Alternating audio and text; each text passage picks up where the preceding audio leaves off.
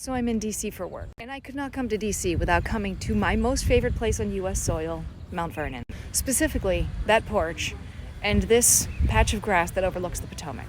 Let me tell you why it's my favorite place and why so much of what I do here has to do with this land. Years ago when I came here, I realized George Washington was a person. And I know that sounds silly. Of course, we learn about him in history. We know the fun facts about George Washington. We understand he was our first president, but the man of George Washington, the man who decided that he was going to live with a definite purpose and then leave a legacy for all of America, who decided that he wanted to shape a constitutional republic and then put it into the hands of people.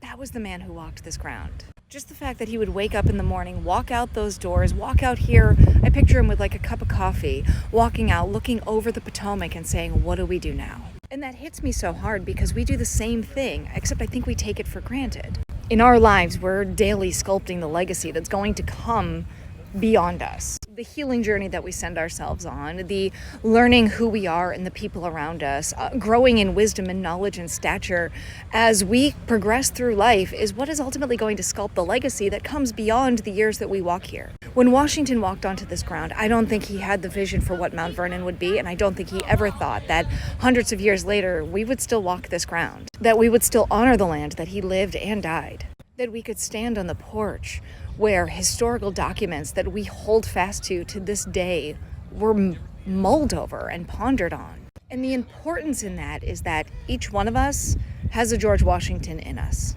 We have the ability to find the definitive purpose in our own hearts, in our own souls, to figure out what we were created for. And then also to walk our children through that same definitive purpose, to help them sculpt who they were created to be. Hundreds of years from now, people may not walk through our homes and on our land, but they will encounter human beings that will share principles that we shared many years before, but only if we decide to live with that definitive purpose. I share principles with you that my grandfather taught me and that my grandfather learned from people before him.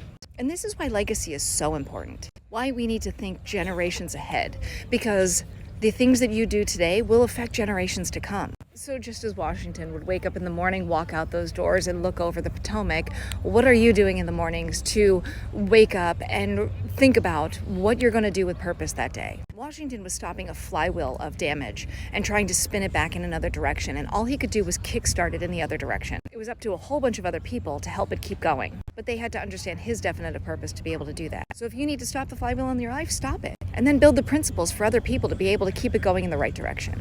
So I challenge you to think about your Mount Vernon and what you're leaving for generations to come.